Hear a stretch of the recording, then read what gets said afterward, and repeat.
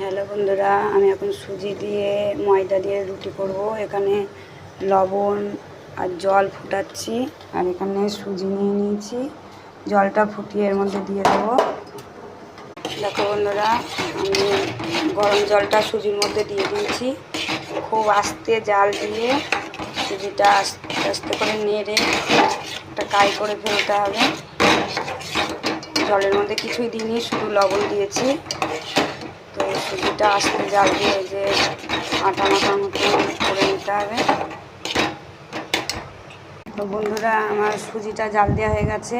এরকমভাবে সুজিটা যখন বাটিতে ছেড়ে ছেড়ে যাবে তখন সুজিটা হয়ে যাবে। এর মধ্যে এবার ময়দা মেশাবো, দিয়ে রুটি করব।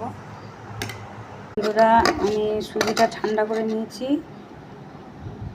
ঠান্ডা না করলে তো হাত দেওয়া হবে না। এই যে ঠান্ডা করে নিয়ে দেখো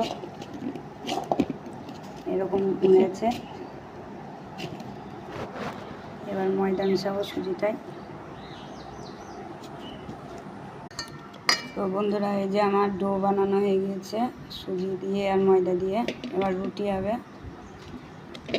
তো দেখি কেমন রুটি হয়। আমি কোনো দিন করিনি, এই প্রথম করব। আর যতটা সুজি নিতে হবে তার ডবল জল নিয়ে ওটার ডোটা বানাতে হবে। যা সুজি থাকবে, 1 কাপ সুজি থাকলে 2 কাপ জল দিতে হবে। এই মাপটা বুঝে নিয়ে করতে হবে।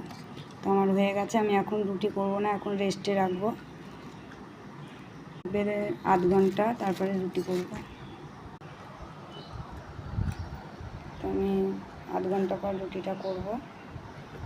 এখন রেস্টে রেখে দিই, নাহলে ভালো হবে না রুটিটা।